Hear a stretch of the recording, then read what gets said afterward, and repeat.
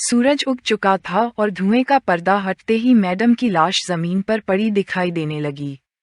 उसके पेट पर जगह जगह घाव थे और उसके सभी पैर कटे हुए थे। हवा चल रही थी। लवगुड मर्लिनी चुपचाप लाश को देखने लगा। ग्रेनुएल थककर जमीन पर गिर पड़ा। सिंक्लेयर, जो अपनी जादुई छड़ी पकड़े हुए थी, और डोलोरेस की आंखें आश्चर्य और राहत से फैल गईं। इस बीच दूसरी तरफ होहेनहाइम मुस्कुराए बिना नहीं रह सका। मिडलबरो जमीन पर घुटनों के बल बैठा था और जोर जोर से हाँफ रहा था। लोब्रो ने अपने हाथ घुटनों पर रखे हुए थे और सांसें ले रहा था। हाइबरो ने अपना सिर उठाया और गंभीर भाव से मैडम की ओर देखने लगा। बकीरा, जो सामने खड़ी थी, चुपचाप मैडम को घूरने लगी। जब धुएं का पर्दा गायब हो रहा था, व्याकिर की आंखें, जिसने मैडम को कमजोर करने के लिए मन से भरा तीर चलाया था, गंभीरता से चमकने लगीं। उसे गर्व हुआ। कुछ ही देर बाद मैडम की लाश गायब होने लगी और इस जीवित विपत्ति के पतन के साथ जादुई मीनार की व्यवस्था आखिरकार सामान्य हो गई। जैसे ही व्यवस्था बहाल हुई, टूर्नामेंट समाप्त हो गया और सभी छात्रों को तुरंत प्रतीक्षालय में भेज दिया गया।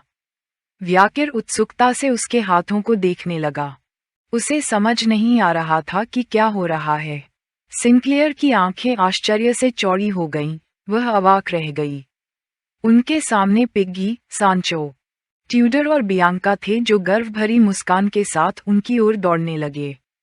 व्याकिर और सिंक्लेयर का ध्यान उन पर केंद्रित था। इस जगह पर वे उन छात्रों और शिक्षकों से फिर से मिल पाए जो उनका इंतजार कर रहे थे। पिग्गी ने अपनी बाहें फैलाईं और हमारे लड़के को गले लगाने के लिए उछल पड़ा। व्याका खुद को कुछ उलझन और आश्चर्य से भर गया। पिग्गी ने व्याका को गले लगाया और रोने लगी। हमारे लड़के की आंखें आश्चर्य से भर गईं और वह सदमे में आ गया। ये तथ्य कि इस सारी अफरा तफरी के बीच किसी को भी गंभीर चोट नहीं आई, निस्संदेह स्वर्ग का आशीर्वाद था।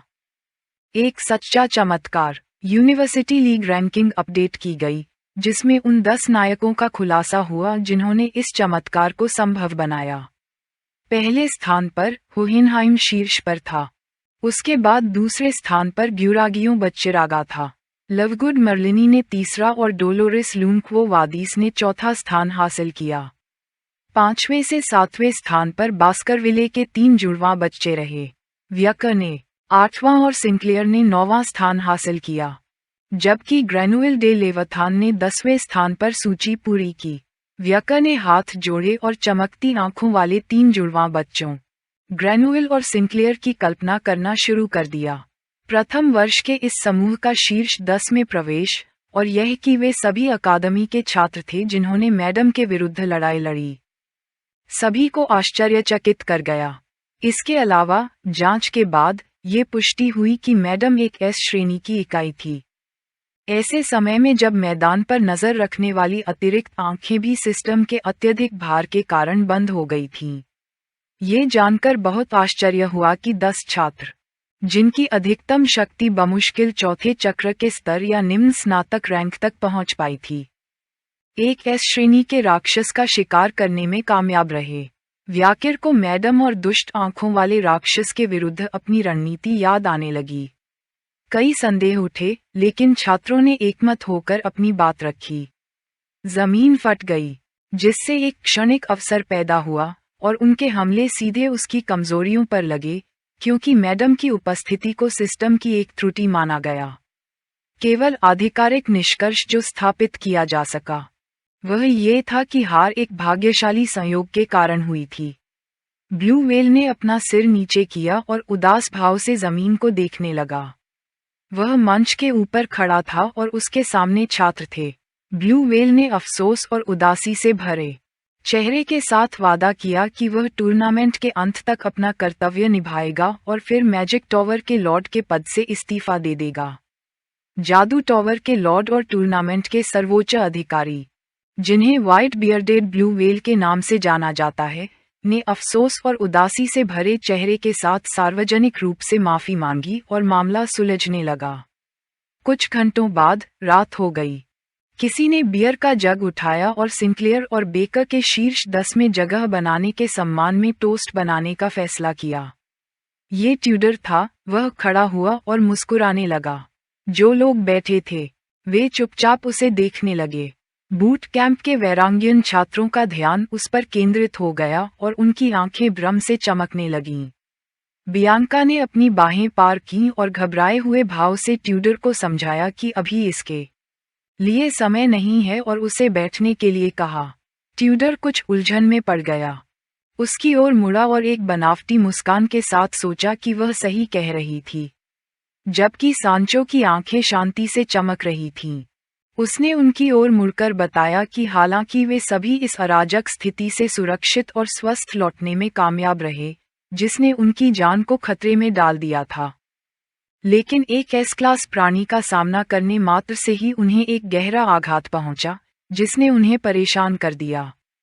उनसे ज्यादा दूर नहीं, दूसरी मेज पर लवगुड मर्लिनी के दोस्त बैठे थे। उनमें से एक ने अपने चेहरे पर हाथ रख लिया और रोने लगी।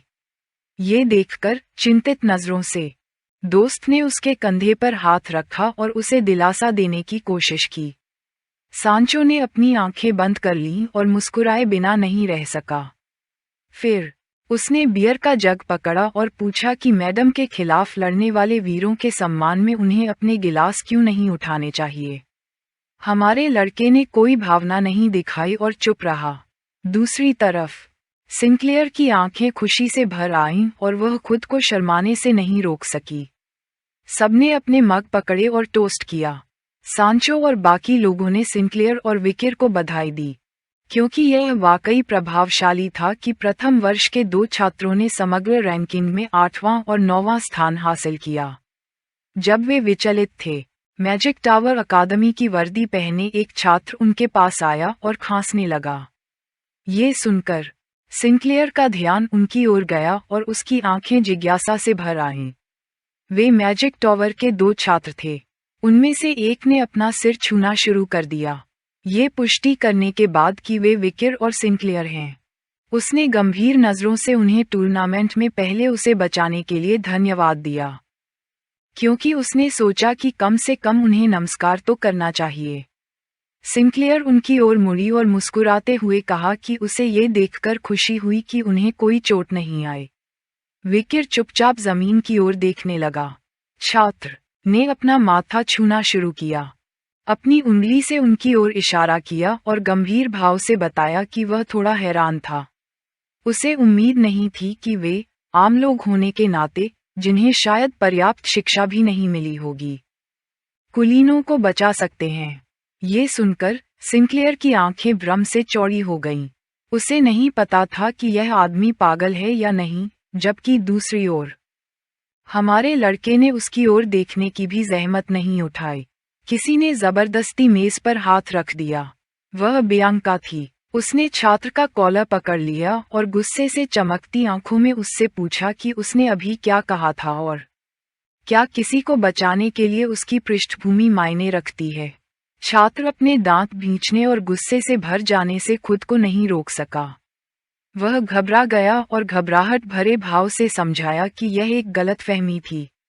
उसका बस इतना ही कहना था कि आम लोग होने के नाते शायद उनके लिए ये ज्यादा मुश्किल रहा होगा।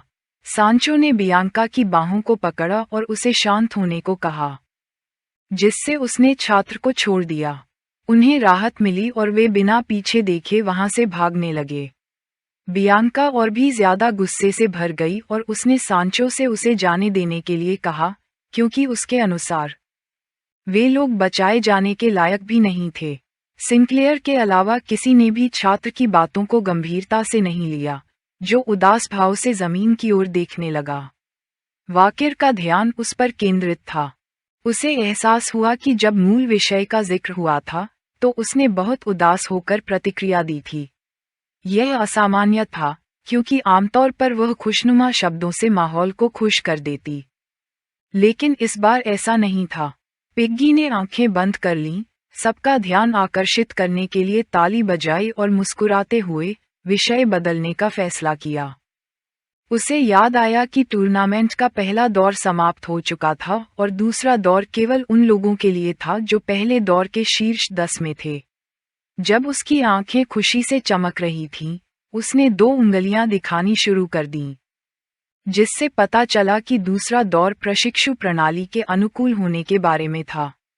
10 छात्र शाही परिवार और साम्राज्य के 7 बड़े घरों में मिशन और खोज पूरी करने जाएंगे, और ऐसा करके उन्हें 4 विश्वविद्यालयों द्वारा संयुक्त रूप से प्रबंधित कलाकृतियां प्राप्त होंगी। वाकिर की आंखें गंभीरता से चौड़ी हो गईं। बियांका ने ट्यूडर के कंधे पर हाथ रखा, अपनी उंगली से खुद की ओर इशारा किया और उत्सुकता से कहा कि निष्पक्षता पर विवाद से बचने के लिए ये प्रथा है कि जिस परिवार से संबंध रखते हैं उसी का मिशन न चुना जाए। उदाहरण के लिए, उसे दिव्य धनुष परिवार का मिशन नहीं मिल सकता था, और ट्यूडर को सनस्पियर परिवार का मिशन नहीं सौंपा जाएगा। ट्यूडर ने अपनी बाहें क्रॉस करके सिर हिलाया और समझाया कि चूंकि वाकिर और सिंक्लेयर किसी भी घराने से नहीं थे, इसलिए इसका उन पर कोई असर नहीं पड़ता। ये सुनकर सिंक्लेयर अपनी मुट्ठी कसकर बंद करने से खुद को रोक नहीं पाए। हमारे लड़के का ध्यान, जिसने अपनी बाहें क्रॉस करके रखी थीं, उस पर केंद्रित था, जिससे बियांका ने अपनी उंगली उठाकर बताया कि एक बात है जिसका उन्हें पूरी तरह पालन करना होगा। उसने उन्हें सलाह दी कि वे बास्करविले परिवार को कभी न चुनें।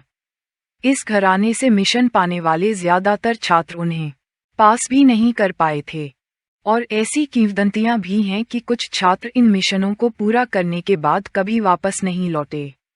वाकिर चुप रहा और सोचने लगा, जबकि दूसरी तरफ सिंक्लेयर की आंखें चिंता से भर गईं। बियांका ने अपने हाथ जोड़े, और उसकी आंखें जिज्ञासा से चमक रही थीं। उसने मुस्कुराते हुए पूछा कि वे कौन सा घर चुनेंगे।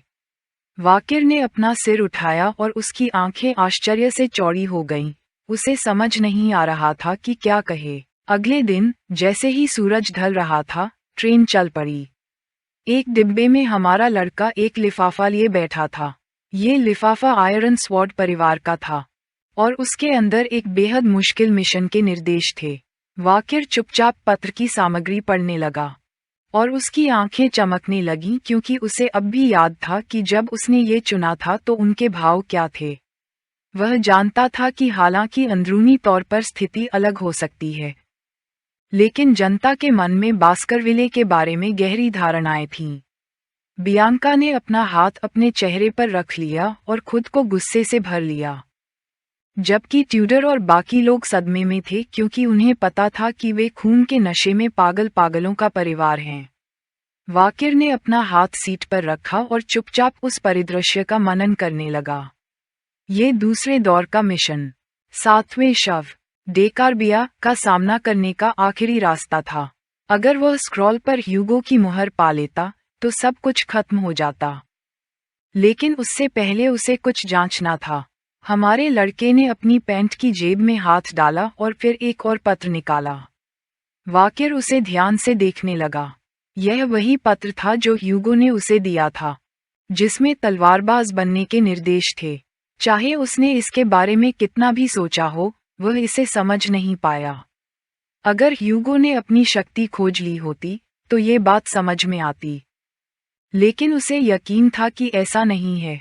वाकिर ने अपना हाथ अपनी ठुड्डी के नीचे रखा और ह्यूगो की कल्पना करने लगा। उसे समझ नहीं आ रहा था कि ह्यूगो ने उसकी मदद क्यों की, जबकि वह जानता था कि वह झूठ बोल रहा है। समय पर लौटने के बाद ह्यूगो के विचारों को समझना और भी मुश्किल हो गया था। वाकिर ने अपना सिर घुमाया और उसकी आंखें गंभीरता से चमकने लगीं। इसकी बदौलत वह सर्वोच्च लोक तक पहुंच पाया था, लेकिन उसे लगा कि उसके इरादे जानने के लिए उसे इसे देखना होगा। वाकिर जब ह्यूगो के कार्यालय गया तो उसकी आंखें भ्रम और भय से चौड़ी हो गईं। ह्यूगो अब एक अलग ही इंसान लग रहा था। उसने चोटी बना रखी थी, हाथ जोड़े हुए थे और अपने बेटे को दोबारा देखकर मुस्कुराए बिना नहीं रह सके। हमारा बेटा कुछ उलझन में पड़ गया। उसे समझ नहीं आ रहा था कि क्या हुआ था। एक जिज्ञासु भाव के साथ वाकिर ने पूछा कि ह्यूगो का ये रूप क्यों है। मुस्कुराते हुए ह्यूगो ने उसकी चोटी पकड़ी और बताया कि यह खूबसूरत गांठ पोमेरियन ने बनाई थी, और यह घोषित किया कि वह निस्संदेह बास्करविले परिवार की एक और प्रतिभाशाली लड़की थी। वाकिर ने गौर से देखा और पाया कि ह्यूगो का कार्यालय बदल गया था। अब वह पोमेरियन के खिलौनों से भरा हुआ था। ह्यूगो ने बताया कि पोमेरियन वाकिर का इंतजार कर रही थी, लेकिन चूंकि वह बहुत नींद में थी, इसलिए बैरिमो उसे सुलाने के लिए ले गई। ह्यूगो की आंखें खुशी से चमकने लगीं क्योंकि वह जानता था कि हालांकि पोमेरियन इन चीजों का आनंद लेने की उम्र पार कर चुकी थी, लेकिन उसके दादा होने के नाते वह अपनी पोती को चाहता था, जो छोटी उम्र में बुनियादी चीजों का भी आनंद नहीं ले पाती थी। इस तरह के अनुभव पाने के लिए वाकिर जमीन की ओर देखने लगा। उसे समझ नहीं आ रहा था कि क्या कहे। उसने लिफाफा मेज पर रख दिया और बताया कि उसे ह्यूगो का ओसिरिस के जरिए भेजा गया पत्र मिल गया है। ह्यूगो का ध्यान उस पर लगा हुआ था। वाकिर लिफाफा खोल चुका था। हमारे लड़के ने सिर झुकाया और ह्यूगो से पूछा कि उसे कब एहसास हुआ कि वह अपनी शक्ति छिपा रहा है। ह्यूगो ने आंखें बंद कीं और बताया कि सर्वोच्च लोक में पहुंचने पर ऐसी चीजें देखना संभव है जो आम लोग नहीं देख सकते। उसने मेज पर हाथ रखा और बताया कि कुछ चीजें ऐसी भी हैं जिन्हें बिना देखे भी इंद्रियों से महसूस किया जा सकता है। वह जानता था कि वाकिर को इस बात का एहसास है। वाकिर को अपना अतीत याद आने लगा और वह अपने विचारों में डूब गया। उसे अपनी नफरत, तिरस्कार और बदले की प्यास याद आ गई, और वह सोचने लगा कि क्या ह्यूगो ने चुपचाप देखा था कि उसकी बढ़ती शक्ति कहाँ जा रही है। जब वाकिर का ध्यान भटक रहा था, ह्यूगो ने उसका ध्यान अपनी ओर खींचा। हमारे लड़के की आंखें उत्सुकता से चौड़ी हो गईं। ह्यूगो ने प्रसन्न भाव से बताया कि वह इतना विचलित था कि अब तक उसे ध्यान ही नहीं आया। उसने बताया कि वाकिर ने जो वर्दी पहनी थी वह उस पर बहुत जंच रही थी और पूछा कि क्या अकादमी में जिंदगी मजेदार है। वाकिर सदमे में आ गया। उसे समझ नहीं आ रहा था कि क्या हो रहा है। हमारा लड़का चुप रहा और फिर उसके चेहरे पर मुस्कान फैल गई। रात हो चुकी थी और वाकिर खुश हुए बिना नहीं रह सका क्योंकि अब तक उसने उसे हमेशा एक शिकारी कुत्ते की नज़र से, एक मालिक और एक परिवार के सदस्य की नज़र से एक कुलपिता माना था।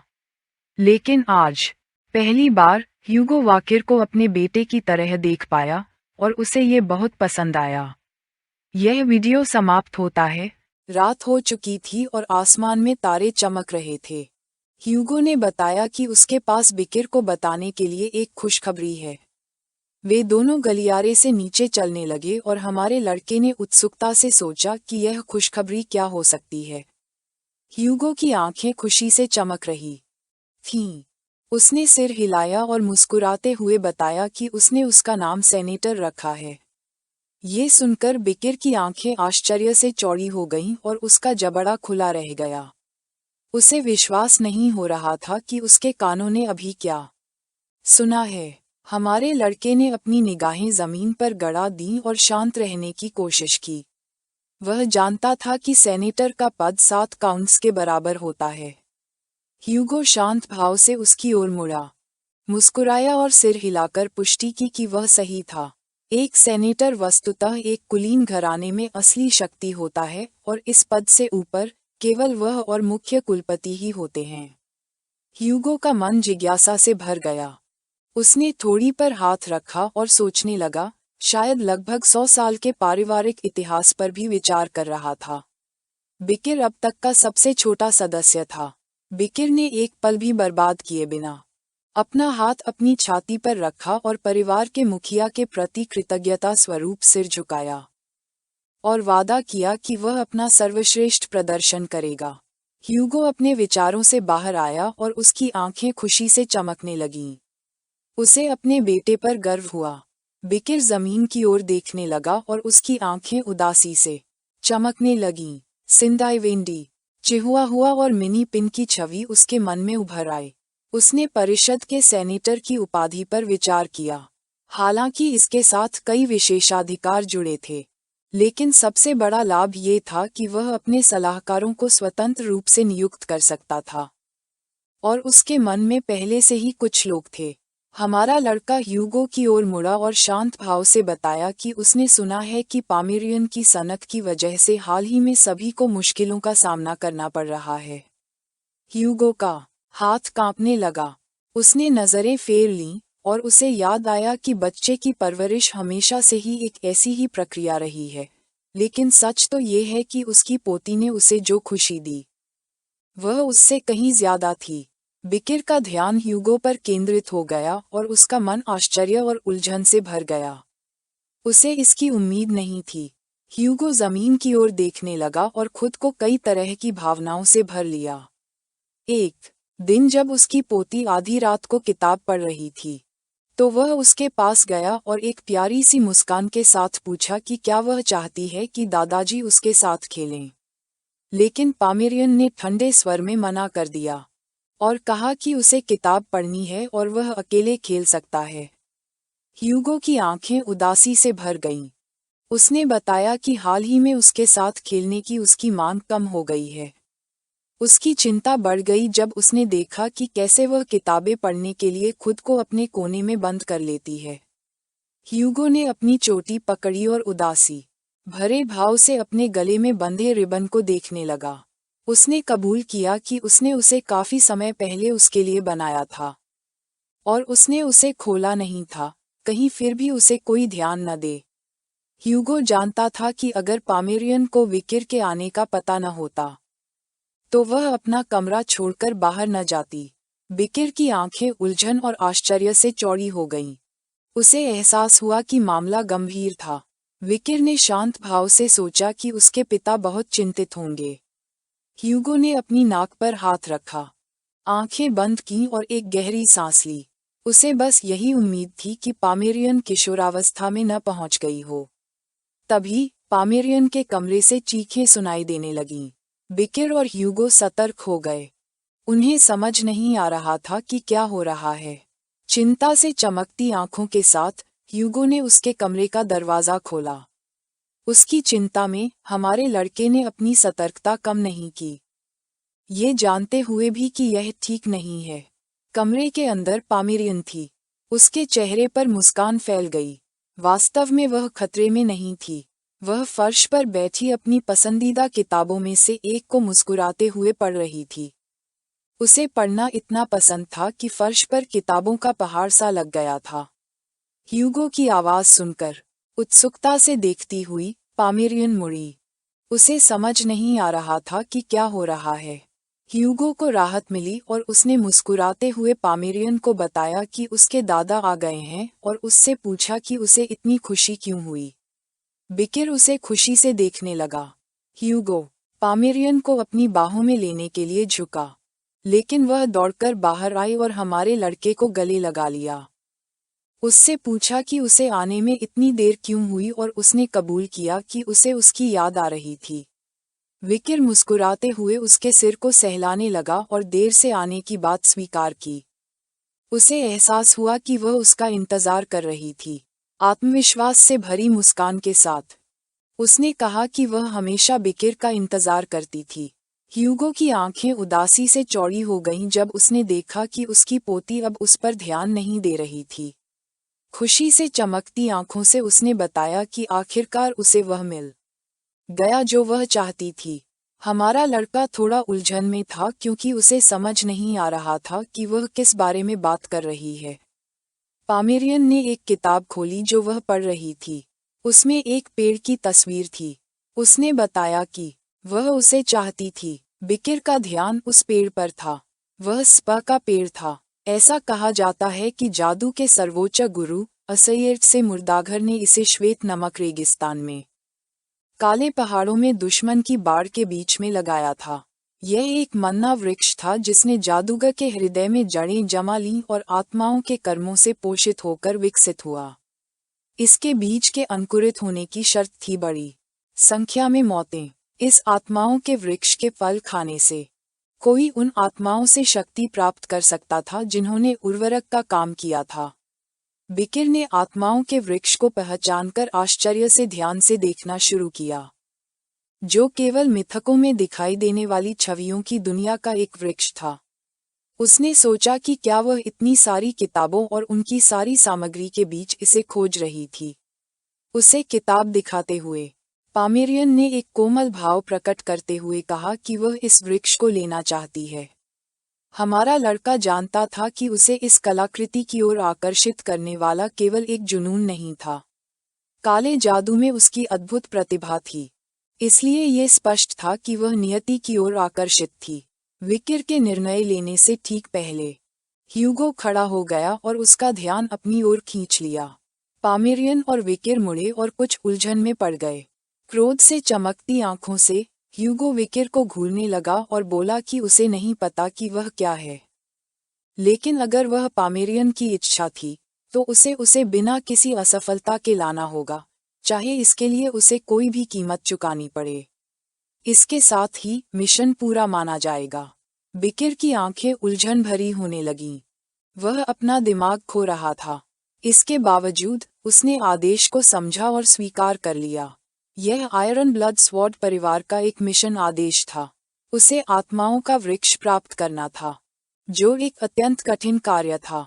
कुछ दिनों बाद हमारा लड़का दुश्मन के काले पहाड़ों की बाढ़ के पश्चिमी मोर्चे पर ऊंचाई 207 की ओर चल पड़ा। विकिर झाड़ियों के बीच से अपना रास्ता बनाने लगा। वह सोचने लगा। उसे याद आया कि किताब की सामग्री के अनुसार आत्माओं के वृक्ष का स्थान सीमित था, क्योंकि दुश्मन के काले पहाड़ों की बाढ़ में वहां केवल सफेद नमक का रेगिस्तान था। हालांकि उसे इसके अस्तित्व पर गंभीर संदेह था। वापस लौटने से पहले आत्माओं के वृक्ष के बारे में जानकारी लगभग न के बराबर थी, और इसे किसी अज्ञात युग में किसी पौराणिक व्यक्ति द्वारा रोपा गया एक पौराणिक वृक्ष ही माना जाता था। विकिर ने अपना हाथ बढ़ाया और उसका ध्यान बेल्जेबूब तलवार पर केंद्रित हो गया। आखिरकार तलवार के साथ भी यही हुआ था, इसलिए ये पूरी तरह संभव था कि वह वृक्ष मौजूद हो। विकिर ने आह भरी। हमारे लड़के के कपड़ों में मैडम की संतान थी। वह गुस्से से लाल हो गई।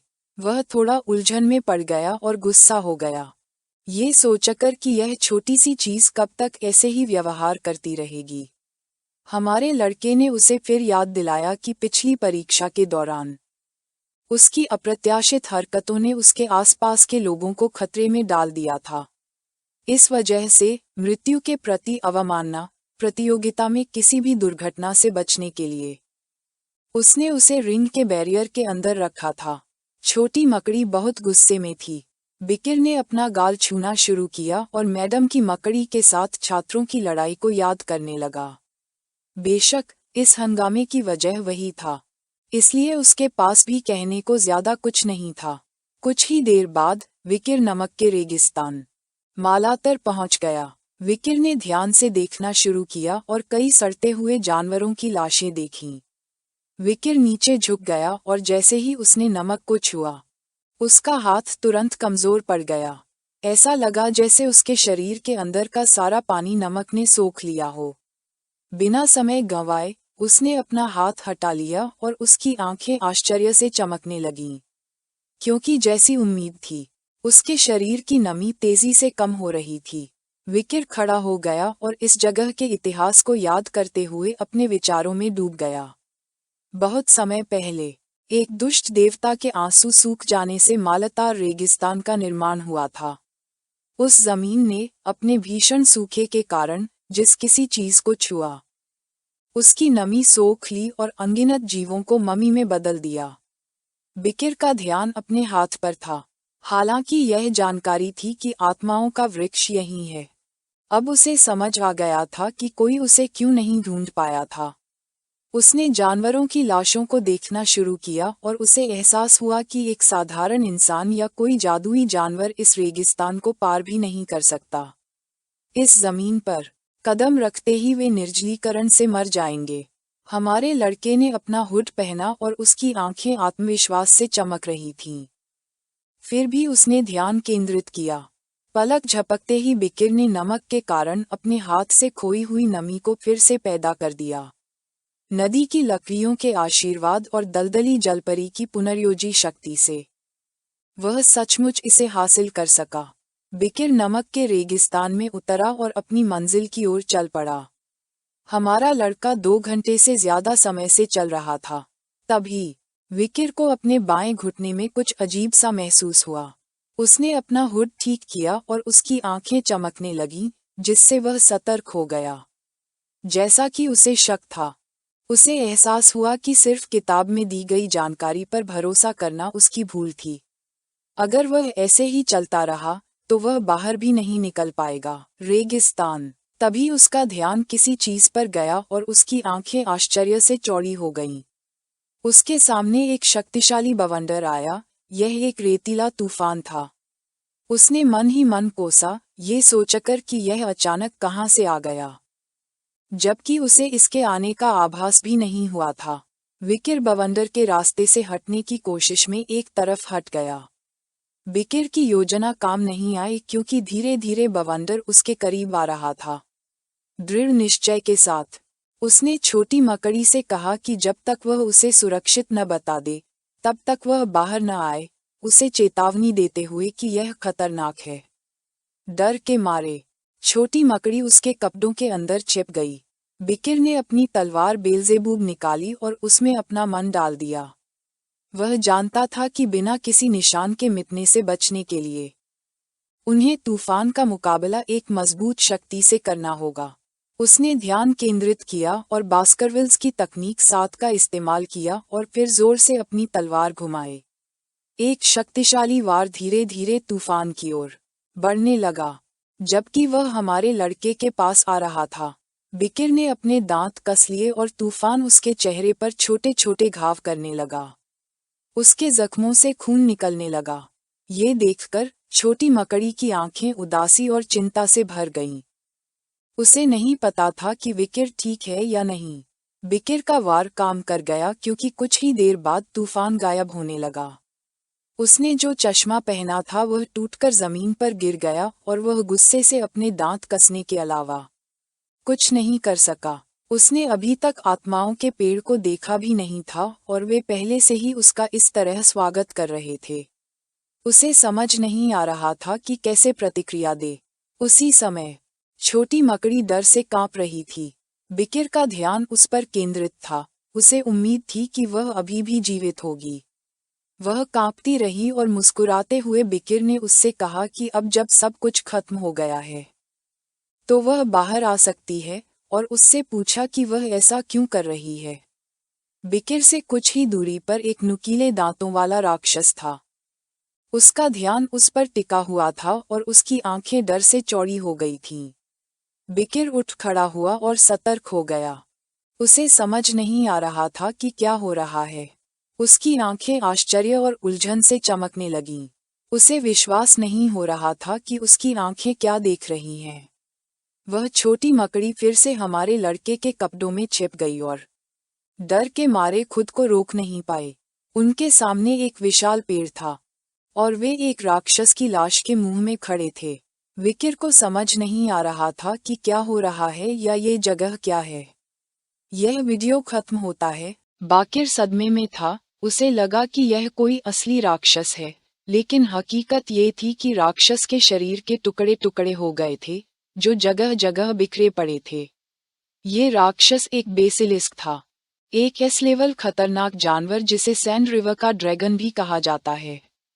अपने 50 मीटर आकार के साथ इसे ड्रैगन और दानव का एक भयानक संकर माना जाता था, जिसे आखिरी बार ब्लैक माउंटेन की 10वीं चोटी पर देखा गया था। इसकी सांसें आसमान से पक्षियों को गिरा सकती थीं, और जिन जगहों पर इसका शल्कदार शरीर रेंगता था वे आधी सदी तक बंजर रेगिस्तान बन गए। इस प्राणी का अस्तित्व ही एक आपदा था, एक ऐसी सत्ता जिसे किसी भाले, तलवार या जादू से खत्म नहीं किया जा सकता था। छोटी मकड़ी की आंखें डर से भर आईं और वह कांपने से खुद को नहीं रोक सकी। ये देखकर बाकिर ने उसे सहलाया और शांत भाव से उसे आश्वस्त किया कि डरने की कोई बात नहीं है। ये बस एक लाश थी और यह पहले ही मर चुकी थी। वाकिर के साथ होने के बावजूद छोटी मकड़ी का डर खत्म नहीं हो रहा था। हमारा लड़का चुपचाप लाश को घूरने लगा और अपने विचारों में डूब गया। वाकिर ने कल्पना की कि मैडम की आंखें दुष्टता से चमक रही हैं और वह बलूक जनजाति की सदस्य हैं। उसे याद आया कि उसके पतन से पहले विनाश के युग की शुरुआत तक बेसिलिस्क उन 3 महाविपत्तियों में से एक था जिन्हें पार से आए 3 विपत्तियां कहा जाता था। यह एक ऐसा अस्तित्व था जिसका कोई निशान नहीं था जब तक कि उसने अपना रूप प्रकट नहीं किया। बाकिर हमेशा सोचता था कि ये बस कहीं छिपा हुआ है। बाकिर राक्षस के मुंह से बाहर आया और चुपचाप इधर उधर घूमने लगा। उसे विश्वास नहीं हो रहा था कि राक्षस इतनी बुरी तरह मर गया। बाकिर का ध्यान उस अजीब पेड़ पर था। बेसिलिस्क में दलदली न्यूट से भी ज्यादा पुनर्योजी क्षमता थी। इस वजह से इस तथ्य का कि वह इस हद तक कोने में फंसकर मर गया, एक और भी गंभीर निहितार्थ था। हवा चलने लगी, रेत का तूफान आने वाला था। जब वह छोटी मकड़ी अपने कपड़ों में छिपी हुई थी, तब वकीर गंभीर भाव से पेड़ को घूरने लगा। इसका मतलब सिर्फ यही हो सकता था कि कोई ऐसी चीज या कोई ऐसा व्यक्ति मौजूद है जो लगभग अमर पुनर्योजी क्षमता वाले एस श्रेणी के जानवर को मार सकता है। वह जगह उसके बाहरी रूप जितनी ही डरावनी थी, वहां उच्च स्तर का अंतरिक्ष समय विरूपण जादू था, जो जादुई मीनार या एंड्रोमिलियस के अवरोध से भी ज्यादा जटिल था। बकीर ने ये पता लगाने का फैसला किया कि क्या हो रहा है। वह पेड़ के पास गया और सोचा कि दरवाजा खोलने का समय आ गया है। धीरे धीरे उसने दरवाजा खोलना शुरू किया, जिससे सूरज की रोशनी उस उदास जगह में प्रवेश कर रही थी। जब उसकी आंखें दृढ़ संकल्प से चमक रही थीं, बकीर ने दरवाजा पूरी तरह से खोल दिया, जो धूल से ढका हुआ था। वह काफी समय से नहीं खुला था, जिसका मतलब था कि वह उन चंद बहादुर लोगों में से एक था जिन्होंने अंदर जाने की हिम्मत की थी। उसी क्षण एक शक्तिशाली लेकिन अजीब सा मन बाकिर की ओर झपटा। उसकी आंखें भ्रम और आश्चर्य से चौड़ी हो गईं, जिससे वह स्तब्ध रह गया। उस जगह से एक शक्तिशाली मन निकलने लगा। बाकिर ने अपनी मुट्ठी कसकर बंद की और उसे अपने चेहरे के सामने रख लिया और उसकी आंखें गंभीरता से चमकने लगीं, यह महसूस करते हुए कि यह ठीक नहीं है। छोटी मकड़ी का ध्यान किसी चीज पर लगा हुआ था, जिससे उसे कुछ आश्चर्य हुआ। वाकिर जमीन की ओर देखने लगा और उसके चेहरे पर एक आत्मविश्वास भरी मुस्कान फैल गई। उसने एक अथाह आयाम से एक मन को देखा था। उसे एहसास हुआ कि वह सही जगह पर पहुंच गया है। दरवाजा पूरी तरह से खुलने के बाद बाकिर ने अंदर जाने का फैसला किया। जमीन तलवारों से भरी थी और हमारे लड़के के सामने एक आदमी सिंहासन पर बैठा था। वह एक शूरवीर था जिसने काला कवच पहना हुआ था और उसकी तलवार जमीन में गड़ी हुई थी। वही वह शक्तिशाली और तीव्र मन उत्सर्जित कर रहा था। यह आत्माओं का वृक्ष था। कहा जाता है कि गुप्त विद्याओं के महान गुरु सिरे अजीमोग ने इसे श्वेत नमक रेगिस्तान में काले पहाड़ों के बीच बाढ़ के भीतर गहराई में लगाया था। यह एक मन वृक्ष था जिसने जादूगर के मन में जड़ें जमा लीं और आत्माओं के कर्मों से पोषित होकर बढ़ता गया। इसके बीज के अंकुरित होने की शर्त थी बड़ी संख्या में मौतें, और जो कोई भी इसका फल खाता उसे आत्माओं से शक्ति प्राप्त होती जो उर्वरक का काम करती थीं। जब सूर्य का प्रकाश उस स्थान को प्रकाशित कर रहा था, तो शांत भाव से बकीर शूरवीर की ओर चलने लगा। उसे एहसास हुआ कि यह स्थान तलवारों के पालने जैसा है। उसका ध्यान एक तलवार की नोक पर केंद्रित था और उसकी आंखें जिज्ञासा से चमकने लगीं। उसने देखा कि बस इतना ही अंतर था कि इस बार तलवारें जमीन की ओर नहीं, बल्कि आकाश की ओर इशारा कर रही थीं। उसे नहीं पता था कि इस जगह का बास्करविल से कोई संबंध है भी या नहीं। कुछ सेकंड बाद हमारा लड़का चलना बंद कर दिया और चुप हो गया। बकीर शूरवीर के पास गया और गंभीर भाव से उसे गौर से देखने लगा, ये सोचते हुए कि क्या वह इस पेड़ का मालिक है। वह जगह एक ऐसी तीव्र आभा से भरी हुई थी जो उसने पहले कभी नहीं देखी थी। बकीर को न तो मन का, न ही जीवन शक्ति का, और न ही किसी चीज का एहसास हो रहा था। ऐसा लग रहा था कि शूरवीर बहुत पहले मर चुका है और केवल उसका खोल ही बचा है। अगर वह वही था जिसने बासी को मारा था, लिसक, उसने निष्कर्ष निकाला कि वह जीवन में एक अत्यंत शक्तिशाली योद्धा रहा होगा। शूरवीर ने अपने हाथ तलवार के मूठ और मूठ पर रखे हुए थे। बकीर की आंखें जिज्ञासा से चमक उठीं और वह अपना हाथ पेड़ की जड़ों की ओर बढ़ाने लगा। उसने निश्चय किया कि पहले उसे आत्माओं के पेड़ को लेना चाहिए और फिर ह्यूगो से इस जगह के बारे में पूछना चाहिए। जैसे ही बकीर का हाथ पेड़ की जड़ के पास पहुंचा, कुछ अजीब हुआ और बकीर वहीं रुक गया। शूरवीर के पीछे की दीवार पर लगी मशालें अचानक लाल लपटों से जगमगा उठीं। कुछ ही देर बाद उस जगह की सभी मशालें धीरे धीरे जलने लगीं। ये देखकर छोटी मकड़ी घबरा गई और उसकी आंखें डर से चौड़ी हो गईं। उसे लगा कि कुछ ठीक नहीं है। तभी अचानक दरवाजा बंद हो गया और कुछ और भी अजीब हुआ। धीरे धीरे वह शूरवीर, जो पहले सिर्फ एक खोल जैसा लग रहा था, हिलने लगा। उसने तलवार की मूठ को कसकर पकड़ लिया। शूरवीर ने एक हाथ सिंहासन की भुजा पर टिका दिया और जमीन की ओर देखने लगा। ये देखकर छोटी मकड़ी कांपने लगी और बकीर के कपड़ों के अंदर फिर से घुस गई। फंसने के बावजूद बकीर शांत भाव से देखने लगा।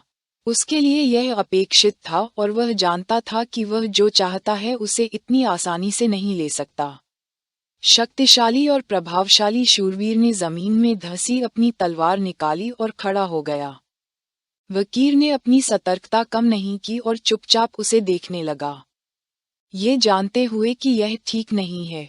शूरवीर ने अपनी तलवार कसकर पकड़ ली और हमला करने के लिए तैयार हो गया। जैसे जैसे तलवार धीरे धीरे पास आ रही थी, बकीर की आंखें दृढ़ संकल्प से चमकने लगीं।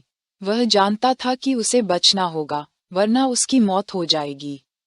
शूरवीर ने अपनी तलवार जोर से घुमाई, लेकिन बकीर ने समय रहते प्रतिक्रिया दी और हमले को चकनाचूर कर दिया, जिससे उसकी तलवार जमीन पर गिरकर टुकड़े टुकड़े हो गई।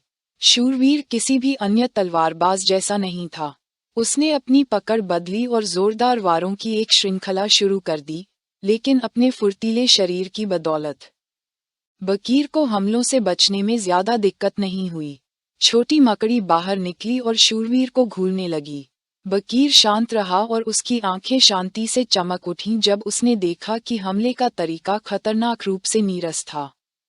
अपनी इच्छा शक्ति के बिना शूरवीर बस बेतुकी हरकतों के साथ अपने सामने खड़े दुश्मन पर टूट पड़ा। जब शूरवीर फिर से हमला करने की तैयारी कर रहा था, बकीर जमीन पर गिर पड़ा और उसकी आंखें निराशा से भर गईं। उसके चेहरे पर मुस्कान फैल गई।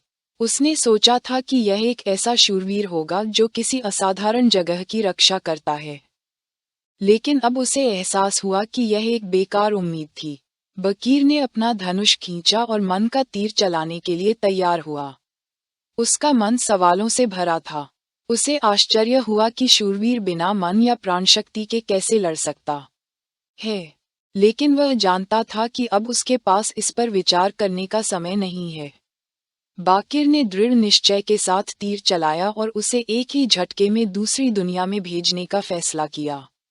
शक्तिशाली मन बाण गोली की तरह घूमने लगा और शूरवीर की ओर बढ़ा। वह जमीन की ओर देखने लगा और चुप हो गया। फिर उसने अपना सिर उठाया और उसकी आंखें दुष्टता से चमकने लगीं। शूरवीर ने पहली बास्करविल तकनीक का इस्तेमाल किया और अपनी पूरी शक्ति लगाकर तलवार को सटीकता से घुमाया, जिससे मन बाण आधा कट गया। वाकिर का वार इतना शक्तिशाली था कि उससे मन का एक बड़ा विस्फोट हुआ। हमारे लड़के की आंखें आश्चर्य और भय से चौड़ी हो गईं।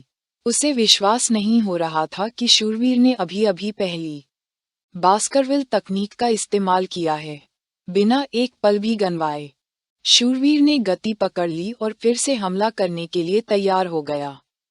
छोटी मकड़ी घबरा गई, ये जानते हुए कि यह अच्छा नहीं है। वाकिर ने अपने दांत भींच लिए।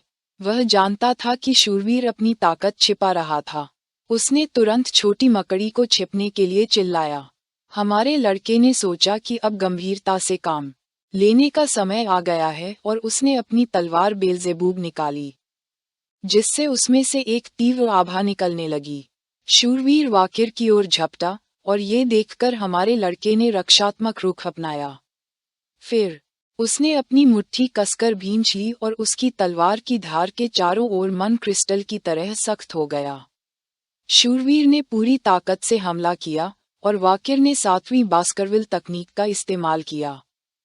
लेकिन उसे आश्चर्य हुआ कि उस शक्तिशाली शूरवीर ने 8वीं बास्करविल तकनीक का इस्तेमाल किया, जिससे मन के शक्तिशाली वार हुए। वह इतना तेज था कि वाकिर को प्रतिक्रिया करने का भी समय नहीं मिला, जिससे उसके पूरे शरीर पर गहरे घाव हो गए। हमारे लड़के ने अपना मुंह खोला और दर्द से चीखने लगा।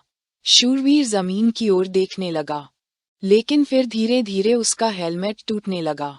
उसकी आंखें गुस्से से चमकने लगीं और उसका ध्यान हमारे लड़के पर केंद्रित हो गया। कुछ ही देर बाद उसका हेलमेट टुकड़ों में टूटकर जमीन पर गिरने लगा, जिससे शूरवीर की असली पहचान उजागर हो गई। वह सफेद बालों वाला एक आदमी था और उसका चेहरा पट्टियों से ढका हुआ था। बकीर की आंखें डर से चौड़ी हो गईं और जब वह पसीने से तरबतर और हाँफ रहा था, तब उसे एहसास हुआ कि शूरवीर ने बास्करविले की 8वीं तकनीक, छिपकर घात लगाने की तकनीक, का इस्तेमाल किया था। ये देखकर वह सोचने लगा कि आखिर क्या हुआ? इस शूरवीर की असली पहचान क्या थी? शूरवीर की आंखें चमक रही थीं, और वह चुपचाप बकीर को घूरने लगा। बकीर खून से लथपथ था और गंभीर रूप से घायल था। हवा चलने लगी और शूरवीर ने बताया कि वह कॉन्कोर्सोला बास्करविले था, जो तलवारों के मकबरे का रक्षक था। यह वीडियो समाप्त होता है। बिकिर को एक तलवार की कल्पना होने लगी। वह किसी से भी बेहतर जानता था कि बास्करविल शैली की तलवारबाजी सिर्फ काटने या छुरा घोंपने तक सीमित नहीं है। यह मांस को चीरती है और हड्डियों को तोड़ती है, मानो कोई नुकीला दांत काट रहा हो। शूरवीर का हमला इतना जबरदस्त था कि उसने बिकिर का कंधा लगभग पूरी तरह से काट दिया था। हमारे लड़के ने अपना हाथ उसके कंधे पर रखा और दर्द से चीखने से खुद को नहीं रोक पाया। घायल होने के बावजूद बिकिर शूरवीर को गौर से देखने लगा। उसकी आंखें दृढ़ संकल्प से चमकने लगीं। वह इतनी आसानी से हार मानने वाला नहीं था। अब उसे समझ आ गया था कि घावों ने इतने विचित्र आकार क्यों ले लिए थे। उसे यह विश्वास करना मुश्किल लग रहा था कि शूरवीर ने सिर्फ 8वीं तकनीक का इस्तेमाल किया था। मुश्किल से एक स्तर का अंतर था। फिर भी घाव इतना गहरा था कि मीनार के बाहर से मिले बेसिलिस्क की शक्ति भी उसे जल्दी ठीक नहीं होने दे रही थी। हमारे लड़के के पास बेलजेबब तलवार थी और उसके पहले स्लॉट में एस रैंक मैडम के जहरीले पैर थे, दूसरे स्लॉट में एस रैंक अमर बेसिलिस्क था और तीसरे स्लॉट में साइलेंट हिल का A+ रैंक मोशिसु था। शूरवीर का ध्यान बिकिर पर केंद्रित था। वह चुपचाप हमारे लड़के को देखने लगा। जैसे ही उसके घाव से धुआं निकला, बिकिर शूरवीर को गौर से देखने लगा और गुस्से से अपने दांत पीसने से खुद को नहीं रोक पाया। उसके लिए इस स्तर का प्रतिद्वंद्वी प्रभावशाली था। शूरवीर ने अपनी तलवार निकाली, दूसरी ओर देखा और उसके शरीर से एक अजीब सी ऊर्जा निकलने लगी। घाव पर हाथ रखे हुए भी बिकिर चुपचाप देखता रहा। उसे पूरी तरह से समझ नहीं आ रहा था कि वह इतना शक्तिशाली कैसे था। शूरवीर मुड़ा और उसकी आंखें द्वेष से चमकने लगीं। वह अराजकता के युग से आया था, जहां प्रत्येक परिवार एक स्वतंत्र राज्य की तरह शासन करता था। उस समय एक व्यक्ति था जो बास्करविले घराने को उसके स्वर्णिम युग तक ले जाने वाले 7 काउंटों में सबसे शक्तिशाली था। एक ऐसा व्यक्ति जो केवल शक्ति की चाह में दुनिया से विदा हो गया और गायब हो गया। उसका नाम कैन कोर्सोले बास्करविले था। बिकिर खड़ा हुआ और भारी सांस लेते हुए पूछा कि क्या वह कैन कोर्सोले बास्करविले है? हवा चलने लगी और शूरवीर ने सिर हिलाया। कैन कोर्सो की आंखें जिज्ञासा से भर गईं। वह जानना चाहता था कि बिकिर कौन है, क्योंकि हमारे लड़के का घाव धीरे धीरे ठीक हो रहा था। क्रोधित भाव से उसने अपना परिचय विकिर वैन बास्करविले के रूप में दिया। कैन कोर्सो कुछ आश्चर्यचकित हुए बिना नहीं रह सका, यह जानकर कि एल का नहीं बल्कि वैन का एक पुत्र वयस्क होने से पहले ही सर्वोच्च स्तर पर पहुंच गया था। बिकिर जमीन की ओर देखने लगा, दांत पीसते हुए, और चुप रहा। कैन कोर्सो ने यह भी देखा कि बिकिर के पास बेलजेबब तलवार थी। ऐसा माना जाता है कि वह खो गई थी। इसके अलावा उसने उसकी अद्भुत पुनर्जनन क्षमता पर भी ध्यान दिया, जिससे वह 8वीं तकनीक अपनाने के बाद भी ठीक हो गया। उसने स्वीकार किया कि वह एक अद्भुत व्यक्ति था। बिकिर की आंखें गंभीरता से चौड़ी हो गईं। उसके लिए वह अद्भुत व्यक्ति कैन कोर्सो था। उसने स्वीकार किया कि पहले तो वह बास्करविल की 8वीं तकनीक का वास्तविक स्वरूप भी नहीं समझ पाया था। कैन कोर्सो हमारे लड़के की ओर चलने लगा। उसके शरीर से एक तीव्र लेकिन शक्तिशाली आभा निकलने लगी। बिकिर को एहसास हुआ कि अपनी इंद्रियों से वह अपनी जीवन शक्ति को भी महसूस नहीं कर पाया था, लेकिन जैसे ही उसने अपनी असली पहचान बताई, उससे निकली आभा उसकी त्वचा को टुकड़े टुकड़े कर रही थी। बिकिर को कैन कोर्सो द्वारा 8वीं तकनीक का प्रयोग याद आने लगा। एक ऐसी तकनीक जिसका हमारा लड़का भी विरोध नहीं कर सका। बस एक ही बात पक्की थी कि उस पल उसके जीतने की कोई संभावना नहीं थी। जख्म पर हाथ रखे और शांत निगाहों से बिकिर ने कैन को ध्यान से देखना शुरू किया। उसे एहसास हुआ कि वह ही लर्किंग एम्बुशर तकनीक का रचयिता है और सोच रहा था कि उसका असली स्तर कितना ऊंचा है। कैन ने अपनी तलवार की मूठ दोनों हाथों से पकड़ी और अपना असली स्तर बताने का फैसला किया। कैन ने ध्यान केंद्रित किया और अपनी तलवार जोर से जमीन पर पटक दी, जिससे जमीन चकनाचूर हो गई। फिर उसने अपने चेहरे पर बंधी पट्टियां हटानी शुरू कीं। वह जमीन की ओर देखने लगा और उसने बताया कि 7वीं तकनीक हासिल करने के लिए उसने कई जटिल भावनाओं को स्वीकार किया था। बिकिर की आंखें आश्चर्य और भय से चौड़ी हो गईं, जिससे वह सदमे में आ गया। उसे विश्वास नहीं हो रहा था कि उसकी आंखें क्या देख रही हैं। कुछ सेकंड बाद कैन ने अपने चेहरे से सारी पट्टियां हटा दीं और उन्हें जमीन पर फेंक दिया, जिससे तनाव पैदा हो गया। कैन का चेहरा आधा जल चुका था और उसकी खोपड़ी दिखाई दे रही थी। दृढ़ संकल्प से चमकती आंखों से उसने बताया कि बेसिलिस्क से युद्ध के दौरान मृत्यु के कगार पर और जीवित रहने की तीव्र इच्छा के साथ उसने 8वीं तकनीक सीख ली थी और अंततः मीनार में प्रवेश करते ही मृत्यु के कगार पर उसने अंतिम दहलीज पार कर ली। वह स्तर 9 स्वॉर्ड मास्टर के अंत तक पहुंच गया था और मृत्यु में लिपटा हुआ वह डेथ नाइट बन गया था। कैन एक डेथ नाइट था, जिसे नाइट ऑफ डेथ के नाम से भी जाना जाता था। वह रसातल में भस्म हुए एक महान शूरवीर का जन्मदाता था, जिसके पास जीवन में शुद्ध शक्ति और आत्मा थी। यह प्राणी शैडो डायमेंशन से असीम रूप से मान प्राप्त करता था, मृत्यु से परे, एक ऐसी शक्ति जो तब तक नहीं रुकेगी जब तक उसका शरीर नष्ट न हो जाए और उसकी आत्मा पूरी तरह से लुप्त न हो जाए। उसका जोखिम स्तर, आकार और उत्पत्ति अज्ञात थी। बिकिर ने गहरी सांस ली और उसकी आंखें भ्रम में चौड़ी हो गईं। उसे एक ऐसा भय महसूस होने लगा जो उसने पहले कभी महसूस नहीं किया था। उसे विश्वास नहीं हो रहा था कि यह 9वां रूप है, एक तलवारबाज का सच्चा सर्वोच्च स्तर। कैन बिना एक शब्द कहे चुपचाप हमारे लड़के को देखने लगा।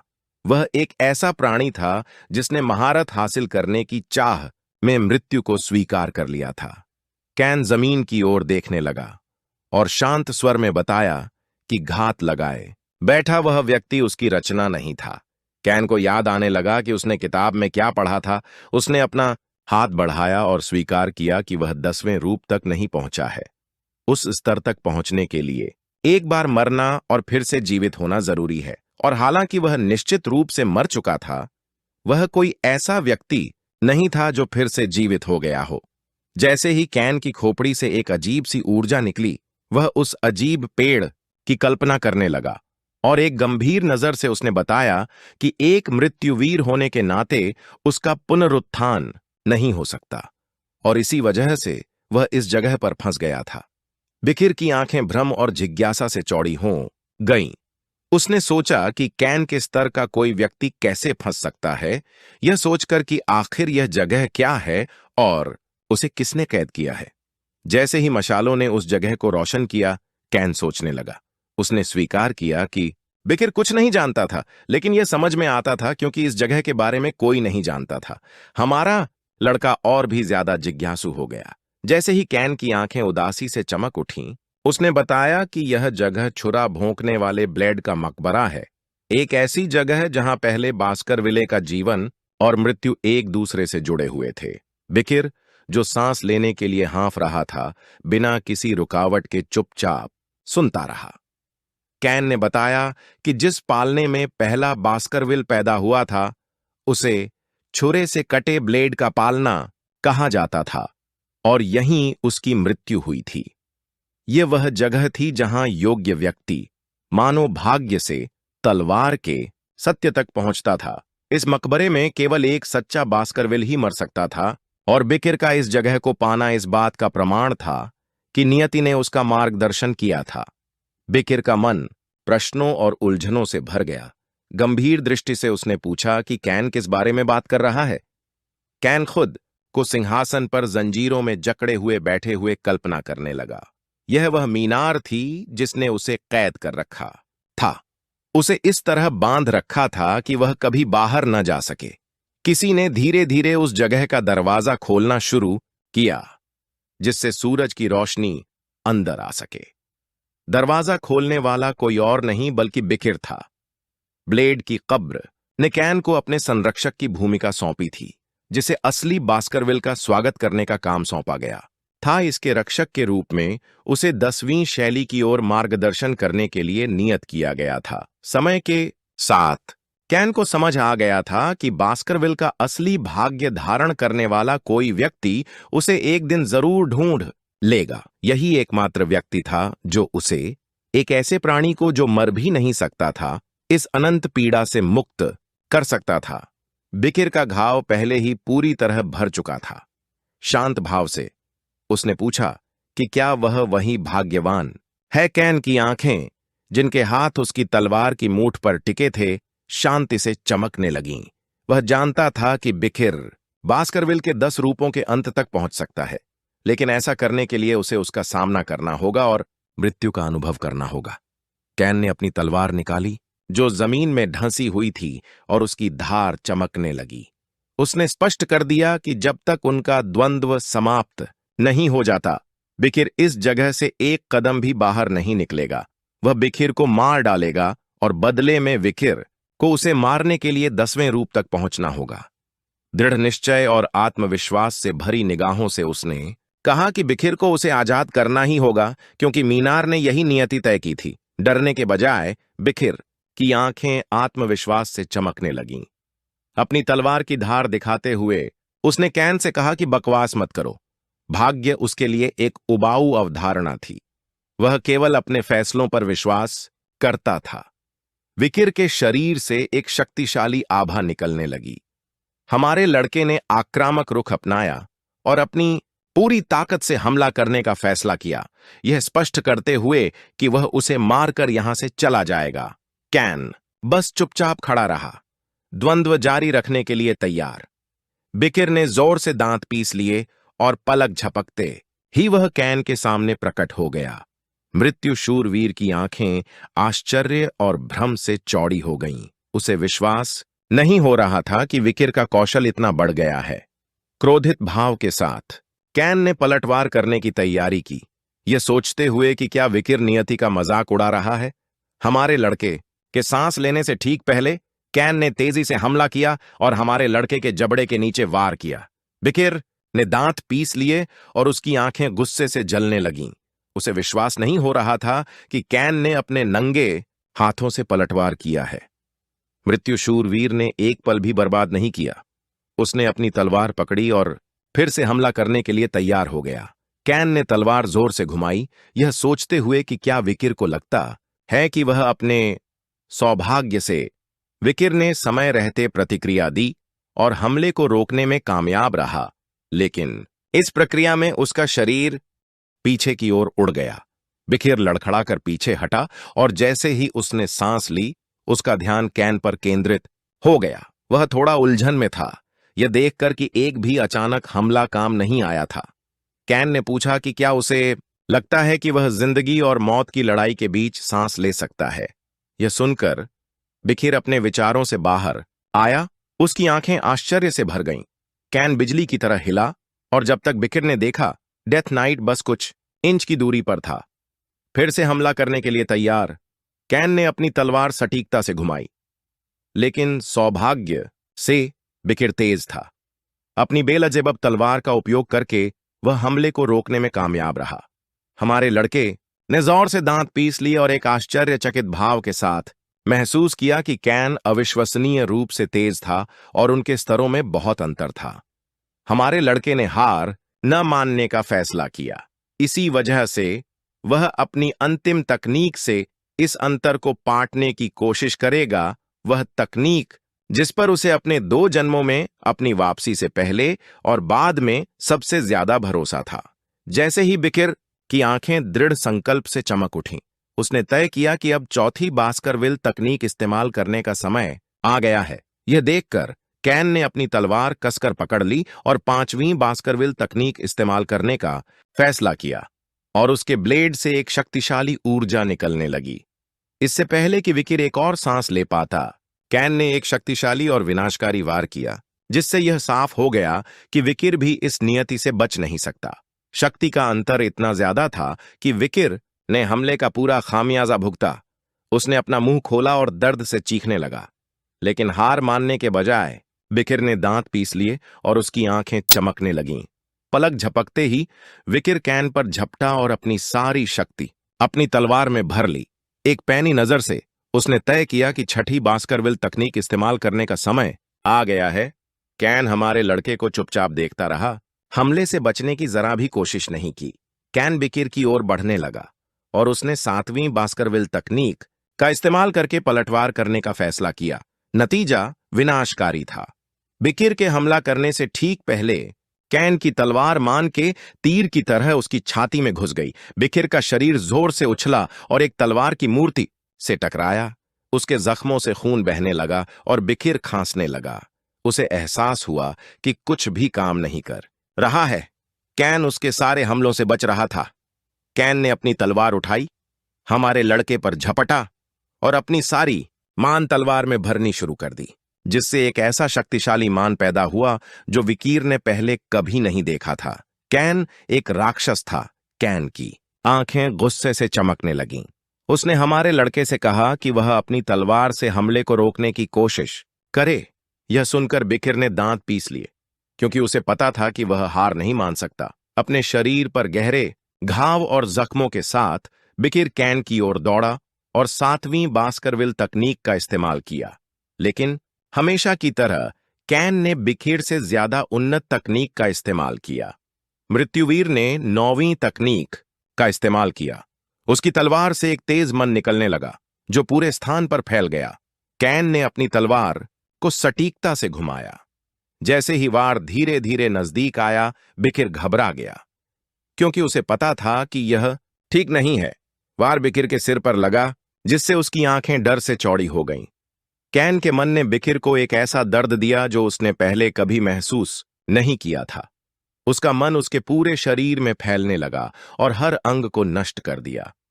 हमारे लड़के ने अपना मुंह खोला और कुछ ही देर बाद जैसे ही सूरज की रोशनी उस जगह पर पड़ी, वह घुटनों के बल गिर पड़ा। कैन चुपचाप देखता रहा। बिकिर का शरीर जख्मों से भरा हुआ था और एक शक्तिशाली योद्धा होने के बावजूद वह कैन का कोई मुकाबला नहीं कर सकता था। कुछ ही देर बाद बिकिर हारकर जमीन पर गिर पड़ा। कैन का ध्यान उस पर केंद्रित था और उसका मन सवालों और निराशा से भर गया।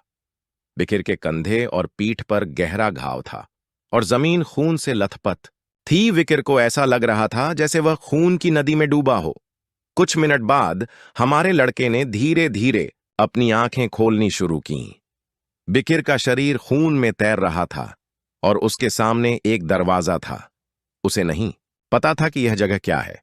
लाल तरल में डूबे अपने शरीर के साथ हमारे लड़के ने धीरे धीरे अपनी आंखें खोलनी शुरू की। उसका मन उलझन, सवालों और उदासी से भरा हुआ था। वकीर इस जगह पर अकेला था, एक खाली जगह जहां जहां तक नजर जाती थी। लाल तरल के अलावा कुछ नहीं था। हमारे लड़के को केन कोर्सो की तलवार को सटीकता और ताकत से घुमाने की याद आने लगी। वार इतना तेज था कि वकीर को प्रतिक्रिया करने का भी समय नहीं मिला। वकीर अपने हाथ को घूरने लगा। उसकी आंखें उदासी और निराशा से चमक रही थीं। उसे यकीन था कि केन कोर्सो के साथ लड़ाई में उसकी 7वीं तकनीक केन की 9वीं तकनीक से चकनाचूर हो गई थी और उसने उसका सीधा सामना किया था। तभी आश्चर्य से उसकी आंखें चौड़ी हो गईं, जिससे वह सदमे में आ गया। उसे समझ नहीं आ रहा था कि क्या हो रहा है या यह जगह क्या है। भ्रम और भय से भरे चेहरे के साथ वकीर ने अपने हाथों पर खुद को सहारा दिया, उठकर बैठ गया और जोर जोर से हाँफने लगा, यह सोचकर कि क्या वह मर गया है। आंखों में डर के मारे चमकती हुई वाकिर धीरे धीरे अपना सिर उठाने लगा। हमारे लड़के का ध्यान किसी चमकीली चीज पर केंद्रित था और उसके डरे हुए चेहरे का भाव एकदम बदल गया। वह खुद को उलझन में डाले बिना नहीं रह सका। उसे समझ नहीं आ रहा था कि क्या हो रहा है। जहां तक नजर जाती सिर्फ लाल तरल पदार्थ ही दिखाई देता था, लेकिन उस विशाल तरल पदार्थ और अंधेरे के बीच वाकिर ने एक चमकता हुआ दरवाजा देखा। वाकिर चुप हो गया। उसका मन भय से भर गया और सोचने लगा कि क्या यही वह मृत्यु रेखा है जिसके बारे में केन कोर्सो ने बताया था। वाकिर को मृत्यु नायक केन कोर्सो के शब्द याद आने लगे कि मृत्यु रेखा पर बेसिलिस्क से लड़ाई के दौरान ही उसने 8वीं बास्करविल तकनीक जागृत की थी। जिंदा रहने की बेताबी से हमारा लड़का खड़ा हुआ और धीरे धीरे तरल पदार्थ से होते हुए चमकते दरवाजे की ओर चलने लगा। वाकिर दरवाजे के पास पहुंचा और आश्चर्य से उसकी आंखें चमक उठीं। उसने अपनी मुट्ठी भींच ली। उसने तर्क किया कि अगर इस दरवाजे का मतलब मौत है तो इस बात का मतलब कि वह मरा नहीं है, कि वह दरवाजा पार नहीं कर पाया। वाकिर ने अपना हाथ बढ़ाया और चुपचाप सोचने लगा। उसे समझ नहीं आ रहा था कि अब क्या करे। वह अपने हाथ को घूरने लगा और उसकी आंखें राहत से चौड़ी हो गईं। मृत न होना एक सुकून था, लेकिन उसने यह भी समझा कि यह कैन के भाग्य कहे जाने वाले बास्करविल्स की 10वीं तकनीक से मिलता जुलता था।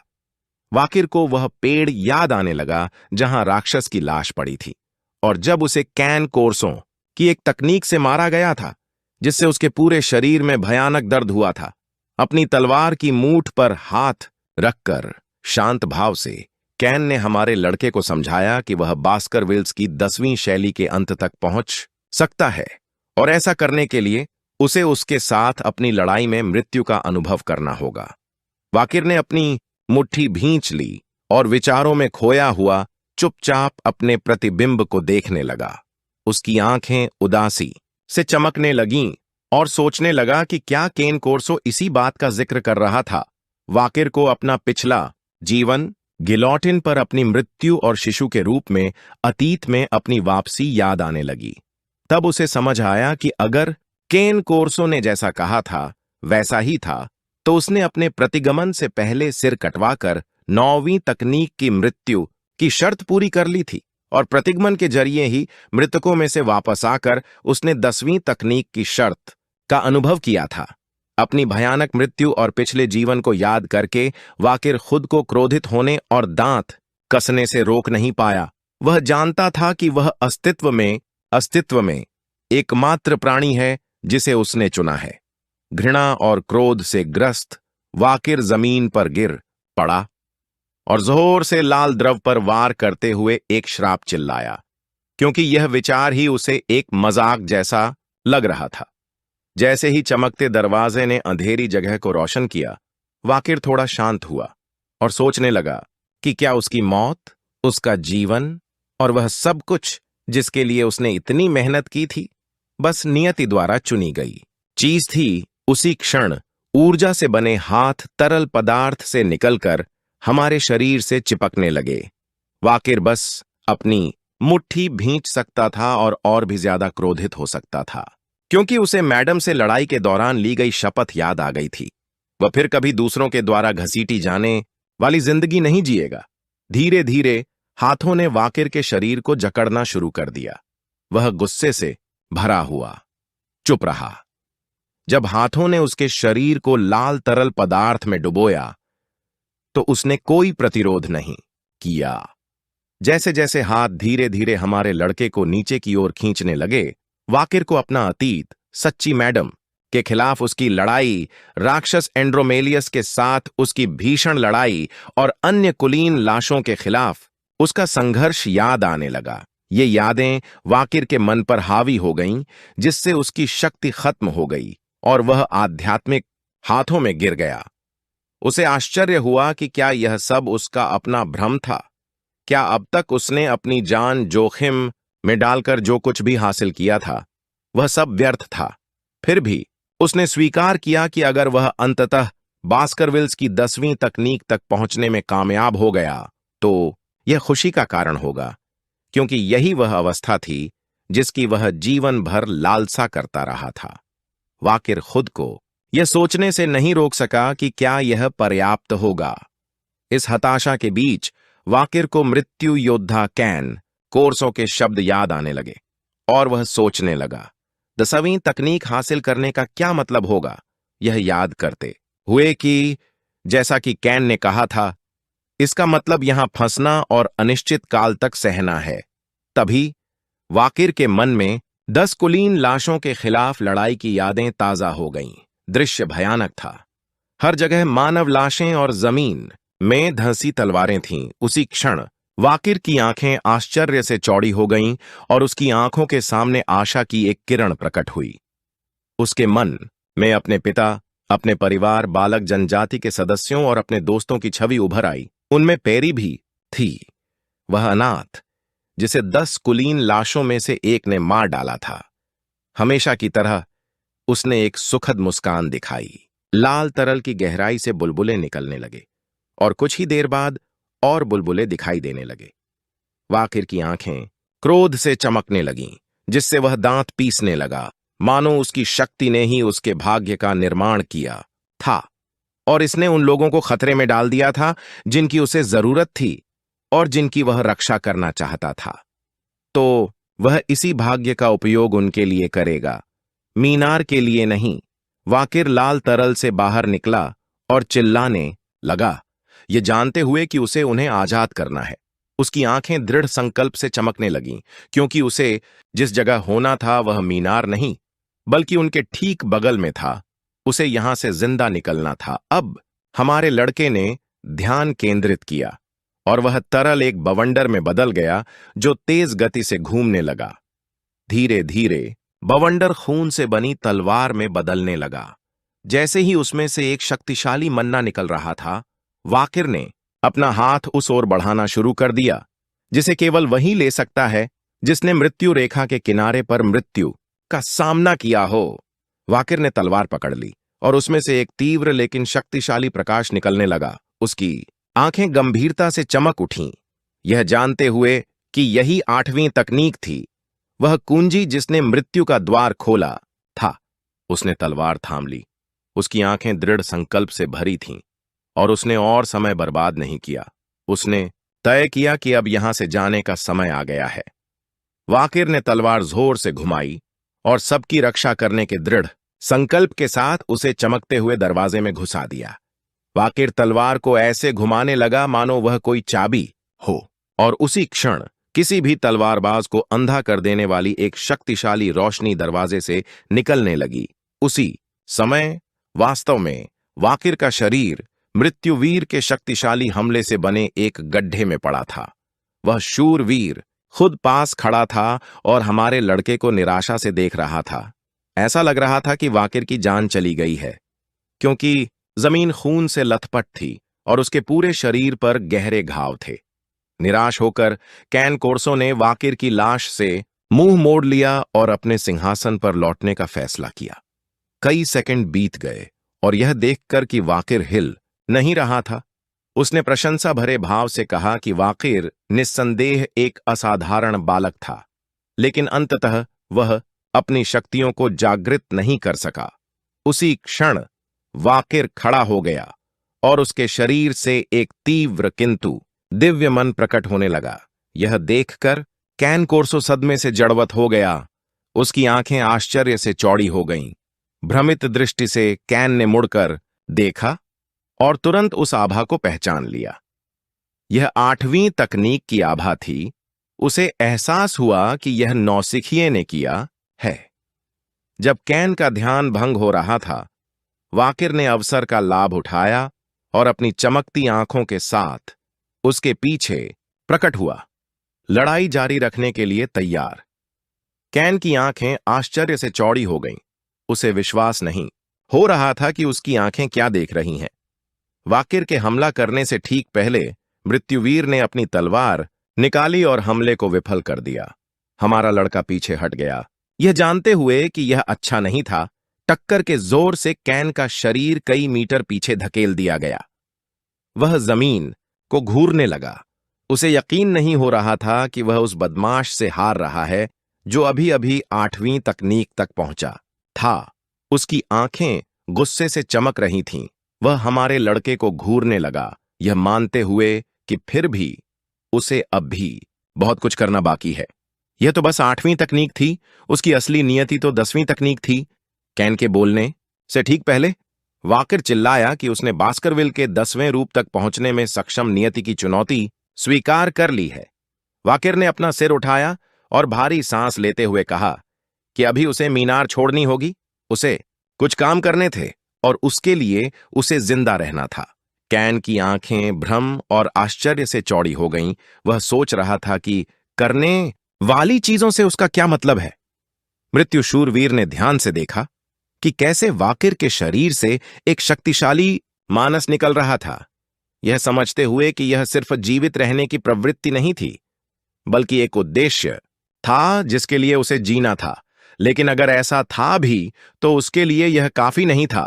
कैन ने अपनी तलवार कसकर पकड़ ली और वाकिर को घूरने लगा, यह स्पष्ट करते हुए कि जब तक मीनार उसे बंदी बनाए हुए है वह कभी बाहर नहीं जा सकता। उसी क्षण मीनार का दरवाजा धीरे धीरे खुलने लगा। वाकिर और कैन दोनों का ध्यान उस पर केंद्रित हो गया। उनकी आंखें आश्चर्य से चौड़ी हो गईं। मीनार का दरवाजा पूरी तरह से खुल गया, जिससे धूप और हवा अंदर आ रही थी। कैन चुप रहा, विचारों में खोया रहा। यह देखकर कि दरवाजा अपने आप खुल गया था, उसने सोचा कि क्या यह सचमुच संभव हो सकता है। गंभीर निगाहों से वाकिर ने अपनी तलवार दिखानी शुरू की। वह सोच रहा था कि यह कैसी चाल है और क्या कैन अचानक हमला करने के लिए उसका ध्यान भटकाना चाहता है।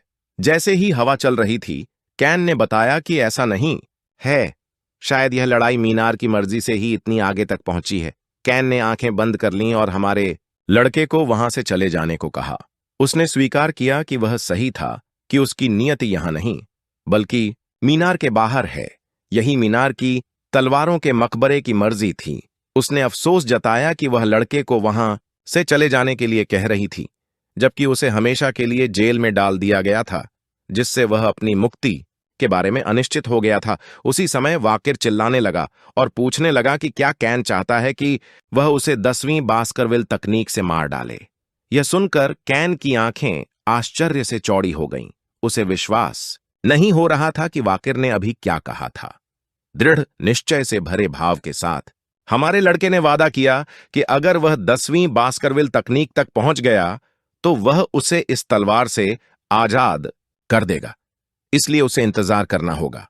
कैन के चेहरे पर मुस्कान फैल गई। वह समझ गया कि नियति किसी न किसी तरह से चलती है और उसने इंतजार करने का फैसला किया। जैसे ही हवा चली और जमीन से धूल उड़ने लगी, वाकिर ने कहा कि उसका एक सवाल है और पूछा कि क्या कैन ही वह था जिसने गुप्त घात तलवारबाजी की किताब तोड़ी थी। वाकिर जमीन को घूरने लगा और उससे पूछने लगा कि उसने ऐसा क्यों किया। कैन धूल में गायब होने लगा और इसे भी मीनार की इच्छा का श्रेय देने लगा। धूल पूरे मीनार में फैलने लगी और कुछ ही देर बाद मीनार बिना किसी निशान के गायब हो गई, जिससे वाकिर आजाद हो गया। हमारा लड़का चुपचाप खड़ा रहा, यह समझने की कोशिश कर रहा था कि अभी क्या हुआ था। छोटी मकड़ी अपने छिपने की जगह से बाहर निकली और हमारे लड़के के कंधे पर बैठ गई। खुशी से भरे भाव के साथ उसने उसका ध्यान आकर्षित किया। वाकिर की आंखें उत्सुकता से चौड़ी हो गईं जब उसने देखा कि उसके हाथ में भूत का पेड़ है। वाकिर ने उसे ध्यान से देखना शुरू किया और उसे एहसास हुआ कि कैन को शुरू से ही पता था कि वह उसे ढूंढ रहा है। उसके चेहरे पर गर्व भरी मुस्कान फैल गई। हालांकि कई अप्रत्याशित मोड़ आए। इसी के साथ मिशन पूरा हुआ। वीडियो यहीं समाप्त होता है। अगर आप लोग अगला भाग देखना चाहते हैं